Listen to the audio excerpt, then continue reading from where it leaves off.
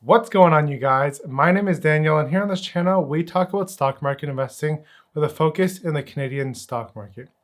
And today, we're going to be talking about 5 stocks to buy right now as the market is recovering from this correction. If you guys are new here, consider subscribing to this channel if you're Canadian or if you love Canadian stocks. As well as if you want to see when I'm buying into these stocks, I have a Patreon group down below, which you can join today if you want to. Let's not waste any time and get right into the video. The first stock we have today on this list is GRN, or Greenlane Renewables. And I spoke about this company previously, maybe a couple months ago, so if you want to check out the longer video, I'll link that down below in the description. But basically what Greenlane does is that they're a pure play in the renewable natural gas space. They're not a producer of natural gas, but they provide the technology to allow other people to harness their natural gas that's already being emitted and turn it into renewable natural gas that can be used as a source of energy. According to some studies, biogas upgrade sales are supposed to increase at a 30% CAGR over the next 5 years. And Greenlane Renewables is going to be capturing on this trend because they're one of the most experienced players out there with 30 years of industry experience. Now, to give you more of like a 6th grader understanding of what the business does, is essentially their technology is taking waste from manure, solid food waste, as well as wastewater treatment plants and turning it into renewable gas that can be used as energy for cooking in your gas stove or for your water heater. And right now, with the way that energy economics works, oftentimes it's a lot cheaper to cook with gas or have a gas-powered water heater versus using the electric version. The company has also stated that they have a backlog of $45.7 million worth of contracts, as well as in their sales pipeline right now, they have $720 million worth of opportunities ahead of them. The second stock on this list I've never talked about on this channel is Mogo. And Mogo is a personal finance app that helps people get personal loans, mortgages, credit scores, as well as protecting them from identity fraud. Another thing about Mogo that drew my attention to them is their strategic investment in Coinsquare. And currently they have about a 20% stake in Coinsquare with a possible extra 20% that they can add on later on. And with cryptocurrencies not going away and we're in a bull run right now, Coinsquare is capturing more and more customers every single day. And yes, it's true, we're probably going to end up back in a bear market over the next 12 months when Bitcoin crashes just like it did in 2017 and just like it did back in like 2013 or 2012. And this is a natural occurrence for Bitcoin. And if we do see that crash later on this year, then there will probably be people losing interest in Bitcoin. However, there still will be the savvy people who are going out there buying Bitcoin in the bear market. In 4 years down the road, when Bitcoin surges again after the next halving event, then Coinsquare will have grown even bigger, capturing more audience out there who want to buy into Bitcoin before it goes to the moon. And honestly, I'm pretty bullish on Bitcoin for the next 10 to 20 or even 30 years as the supply continues to dwindle because of the whole halving events. And I believe that Bitcoin presents investors a way to store the value with a predictable amount of inflation that's going to happen every single year until we hit 2140, where inflation is going to essentially be zero and all the Bitcoins are mined. So right now, with Bitcoin still in the early days, I believe there's still a lot of market opportunity ahead to capture from Coinsquare's perspective as people get more used to buying Bitcoin on their platform. The third stock on this list that we're talking about today is Power Corp Canada. And this is not exactly your typical growth stock. However, I will explain later on why I'm looking at possibly investing in this company. So Power Corp Canada is more of what you call a dividend play. They pay around a 5.6% dividend, which is pretty sweet. They have a P ratio of around 12.75, which is relatively low. And the one thing that drew me to Power Corp Canada is the fact that they invested in Wealthsimple. And if you guys don't know, my channel, basically what I talk about here is Canadian stocks, which you can buy on Wealthsimple Trade. And I love the platform and I can see it growing rapidly as more and more people sign up through my affiliate links.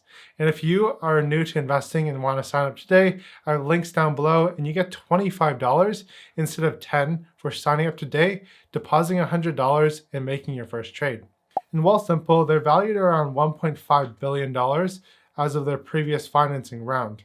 And right now, Power Corp Canada actually holds a fairly large stake. It was a little bit difficult to determine the actual amount that they own of Wealthsimple Trade, but it sits somewhere between 60 to 70% of the company. That'll put the value of the investment at around $900 million to $1.05 billion. PowerCorp Canada, though, it's roughly around a $30 billion company today, so their investment in Wealthsimple isn't really going to move the needle unless Wealthsimple becomes a massive company. And honestly, I think Wealthsimple could become a multi-billion dollar company, possibly even a $10 billion company down the road with the way things are going in Canada. They're currently the only app out there or only brokerage out there that provides $0 commission fees. And there's no other company out there that's even close, in Canada at least. They're capturing the millennial generation by storm, as well as convincing other older investors to switch over to the platform to avoid these dreaded commission fees that we're paying on TD Direct Investing, RBC Direct Investing, as well as Questrade. Wealthsimple is not just a stock market investing app, they also have the crypto arm, as well as they have the robo-advisor, and they're getting into tax. So Wealthsimple is trying to be your one-stop shop for all your financial products or personal finance. Oh, and they also have the Wealthsimple Cash app, which is basically trying to become your bank account.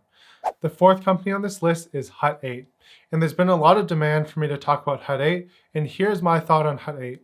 So really, Hut 8 is a pure Bitcoin miner, and I'm going to compare them today with Riot blockchain. And the reason is, I think that these two companies are relatively comparable in terms of their business model. They both have miners that mine Bitcoin. However, Hut 8 also has another business that they're developing, which is in the energy sector. Hut 8 is partnering with energy companies to capture the wasted energy that they have and put it towards Bitcoin mining. And crypto fanatics are pretty hyped up about how Bitcoin mining and other cryptocurrency mining can actually capture this unused energy by wind and solar, for example, and put it towards mining Bitcoin, Ethereum, or other cryptocurrencies. And that way we're capturing unused energy that's completely wasted currently and actually putting it to work by mining these cryptocurrencies that can help support decentralized finance. Now that was my little side tangent on how Hut 8 is trying to become a bit of an energy play on top of the crypto mining operations. But if we compare them to Riot blockchain, currently the hash rates are pretty much identical. Currently, Hut 8 has 1,073 pentahashes per second, and Riot blockchain has 1,060 pentahashes per second. So it looks like Riot blockchain is actually a little bit behind Hut 8. Yet when we look at their market cap, Hut 8 sits around $1.2 billion Canadian, and Riot blockchain is valued at 3 times that, but in USD, at $3.52 billion. So you can see that these two companies both have the same hashing rate. However, one is 3 times the value of the other one. But keep in mind though, Riot blockchain has also stated that they bought enough equipment to achieve 3.8 e-hashes per second. So they're about to triple their hash rate by the end of 2021 versus Hut 8, they state that by Q2, their hash rate is around 1.3 e-hashes per second. So Hut 8 is definitely going to be lagging behind in terms of e-hashes. However, they also have their energy play, which could bring them in more revenue or lower their cost to mine Bitcoin, therefore making them more profitable than Riot blockchain, who doesn't have these energy plays. Looking at some of the revenue numbers, the quarter ending September 30th, Hut 8 generated 5.24 million Canadian dollars versus Riot blockchain generating 2.462 million USD. So Hut 8 was earning more revenue than Riot blockchain, but that was about 2 quarters ago. So from this standpoint, looking at these companies apples to apples, it looks like Hut 8 is a better value for your money right now if you're looking to invest in a crypto miner in the Bitcoin space. The last company that we're talking about today is gdnp. And I've also done another video on this company, and I just bought 250 shares today. I bought it at around a price point of $1.22 per share. And since then, actually just in the afternoon, the stock went up to $1.33. But the reason why I bought into gdnp is the fact that their current market capitalization is around $170 million, and they're on track to generate around $33 million this year. Last year, they generated around $16 million, and they also had an acquisition of IPF, which generated $17 million in the trailing 12 months before they were acquired. So in adding these two revenue numbers up, I expect gdnp at a minimum to generate $33 million in revenue, putting the PS ratio somewhere around like a 5 or a 6. And this is very cheap for a company that's been growing their revenues by 100% year over year, minus 2020 when they only grew about 60% because of the pandemic. Their latest round of financing, where they raised a couple $1 million, is priced at around $1.20 per share. So right now, if you were to get in today, it's at $1.33 per share as of closing today. So I would say that's not a bad price to get in, seeing as the stock did run up to $1.98 per share just a couple weeks ago before the market crash. So now that we're in correction territory and we saw some green signs today from the market, this could be a time to consider starting a position in GDNP if you don't have one. So these are 5 stocks that I'm watching right now to purchase for the month of March as we see their correction recover. Let me know your thoughts down below as to what stocks you're watching and any other stocks that I should keep on my radar. If you enjoyed this video, leave a like down below as well as subscribe and hit that notification bell if you're new here. I've got 2 other videos on the screen here. Actually, one's going to be about GRN and the other one's going to be about GDNP. If you're there, I'll see you there. If not, keep up the grind and have a great day.